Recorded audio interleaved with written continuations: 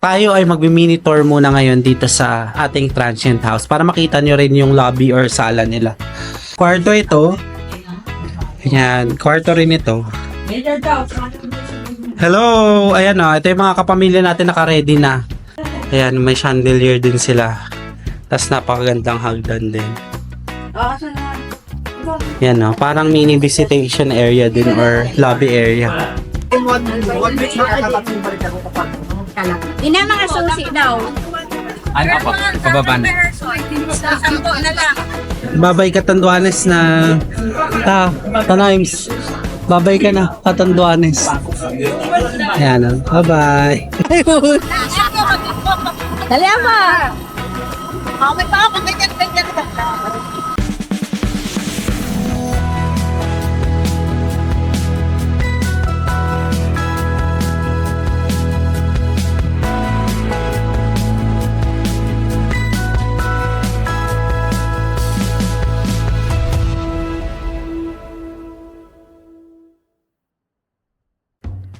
Hello everyone, this is Lost Furukawa and welcome back again to another Katanduanes vlog. And for today's vlog guys, tayo ay uuwi na sa Manila. And by the way, kahapon guys, nalopat itong packet ko, kaya hindi ko na-charge.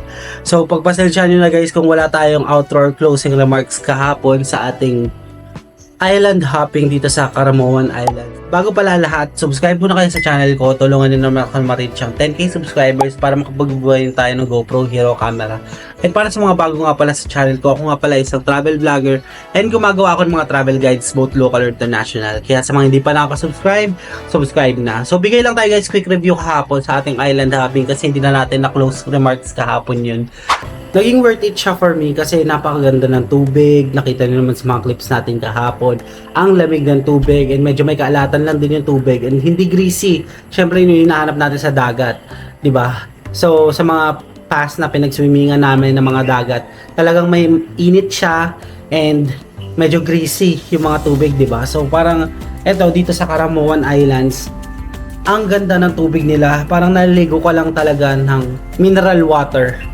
'Di ba? Dagat siya, pero parang lake yung water niya. Napakaganda ng paligid, puro limestone mountains and also ayun, medyo mababaw lang yung tubig.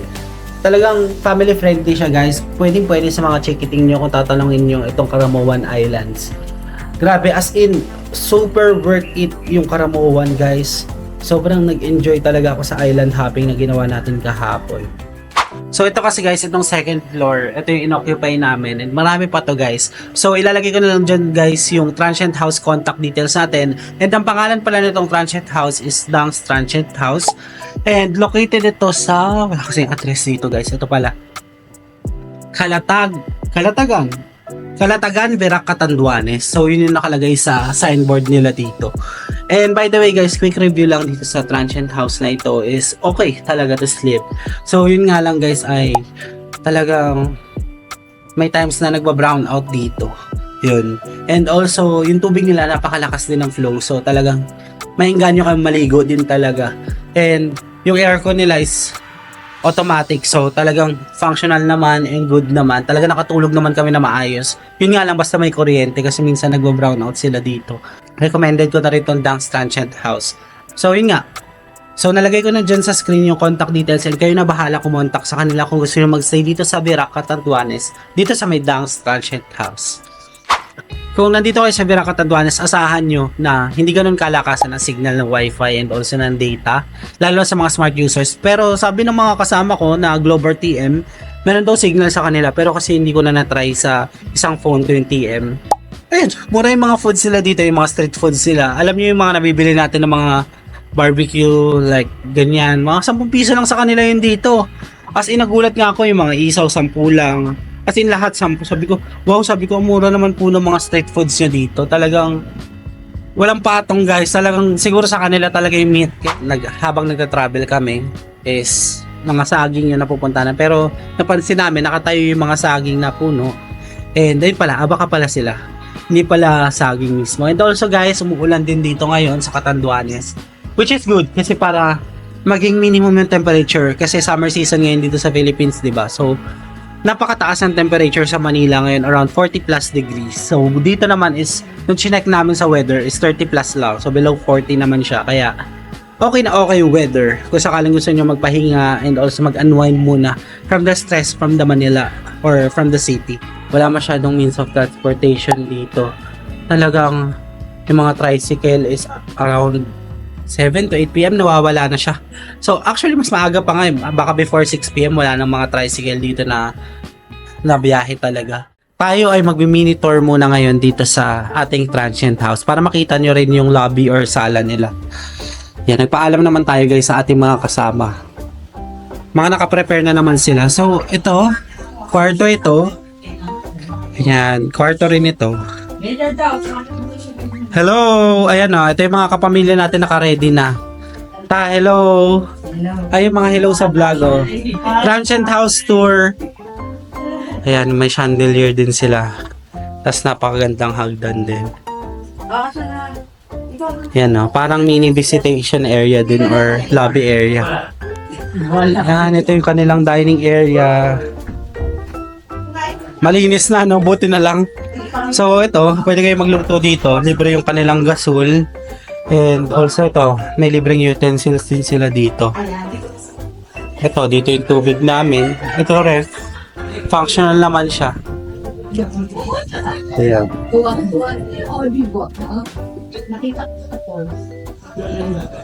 Dito picture taking pa kasi sila. Tapos ito kasi private room ito. So baka sa owner ito. Ito may staircase.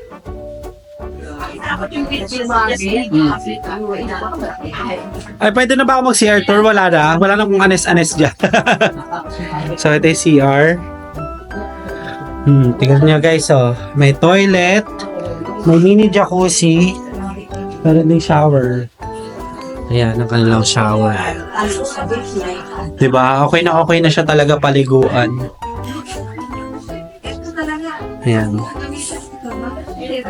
Sino nakaayos na yung kwarto? Pwede na i-tour? O, naligo pa si Tita. Tita, walang malaki dito. Sige, wala. Ayan yung kwarto. Walang mas malaki dito. So ayun na nga guys, na-tour ko na kayo dito sa ating transient house. So quick lang yun. Nagpaalam na tayo sa kanila kasi nagpe-prepare din sila. Kasi aalis na kami going to airport na ngayon. And today is our day 4 na dito. Day 4 na nila kasi ako diba day 3 lang. Kasi diba nagpa-late tayo. Sila kasi nauna na mag-tour dito sa Catanduanes ng Thursday pa lang. So kami dumating ng Friday. And yun nga guys, tandaan nyo na si Verac ay may isang flight lang kada araw. So talagang umaga lang yung available flight. Kaya mag-book na kayo in advance kung sakaling gusto nyo ma-enjoy and ma-plan yung trip nyo dito sa Verac Catanduanes. I think yun lang. Babalikan ko kayo mamaya guys kasi tayo ay babiyahin na going to airport. So let's go! Can we work it out? Only time will tell. It's gonna take a lot, 'cause we've been through hell. I can't be without you. I've tried and I've failed. So can we work it out? Yung doon ka sa baba, papataas yung kuha. What do you keep telling me now? Hindi, yung baso, nasa ibabong bagpo. But I know Ina mga susi daw. Ay, nasa mga ganito po.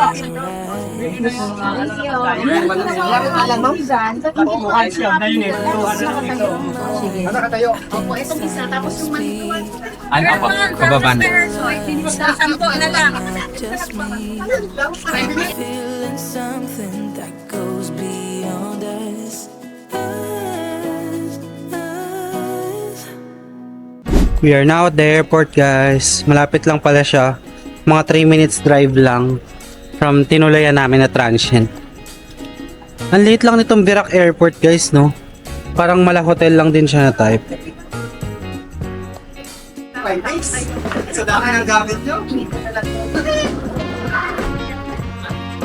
So finally guys, nasa boarding gate na rin kami. And nakuha ko na yung ticket ko. As in, mabilisan lang guys kasi napakalapit lang ng boarding gate. As in, pagkapasok na ng entrance, check-in lang kayo, then Kaliwa lang. Tapos, ayun na, boarding gate na. So, tingnan nyo guys kung gaano lang kaliit itong director. Diba? Oh, napakaliit lang nito. Parang hotel type lang din yung airport nila. Nakakatuwa. Tapos it turns out pala na Cebu Pacific lang pala yung bumabiyahe dito from Manila. So, wala pang biyahe si AirAsia and si Philippine Airlines. So, yun guys. Kaya pala medyo may kamahalan na kanilang ticket.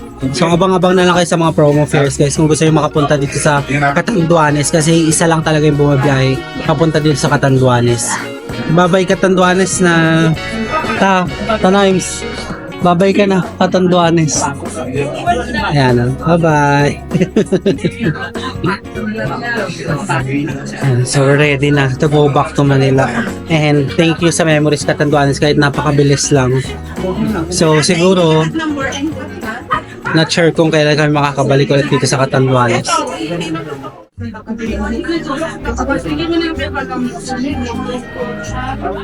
So finally guys, nandito na yung airplane and ewan ko kung kita nyo. Ayun o. Marami na nakapila guys. Ayan o, ito na lahat ng tao. Lahat yan ubos. So ang sistema dito guys is i-scan na ni kuya or yung crew personnel yung aming tickets kasi may barcode doon para dire-diretso na sa pag-board dito sa plane kasi guys kapag pumila pa and haba pa yung pila sobra medyo maliit lang tong boarding gate nila kaya tama lang na yung ginagawa nila is pinupuntahan na ng mga personnel yung kada tao nakaupo and in-scan na kaagad yung mga barcode ng ticket para dire-diretso na sa pag-board dun sa plane.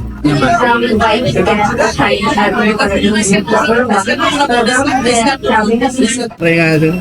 Parang red yun, sir. Nag-sir yan, sir. Okay na. Sige, thank you. Yan na guys, time to say goodbye na to Catanduanes.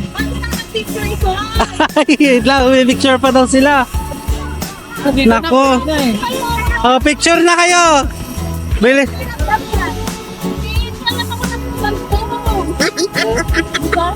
Meron daw ng bag. Pag-focus. Ay, Dali ama. May pa ako ganyan. Siya lang daw muna dito, Tony.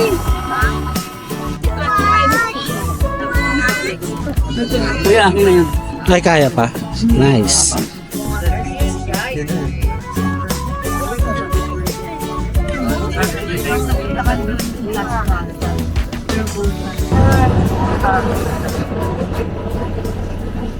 Touchdown Manila. So we are now finally back in Manila and nandito na lang kami ngayon sa baggage claim area. Ayan o. Dito sa Carousel 6. So nandito yung mga family ko para i-claim yung mga bagahe nila. Kasi nag-check-in kami. Napakarami namin check-in for pasalubongs and also for the other bagahe pa. Diba napakarami naman naping dala. So guys, by the way, tapos na ang ating Catanduanes Travel Vlog Series. Maraming salamat sa pagsama sa ating Catanduanes Vlog. And sana ay makabalik pa tayo sa Catanduanes kasi napakaganda ng Caramuan Islands. So kung nagustuhan niyo itong video na to and marami kayong nalaman na natutunan pa dito sa Catanduanes, don't forget to follow me on Facebook page and Instagram at Lost Furukawa. And if you want to do business or sponsorship with me, you can email me at lostfurukawa19@gmail.com. And guys, don't forget to hit like, subscribe, and notification bell para updated kayo sa mga bagong uploads ko. That's it guys, I really appreciate you being here. Let's start on another travel vlog series again in the next one. Bye!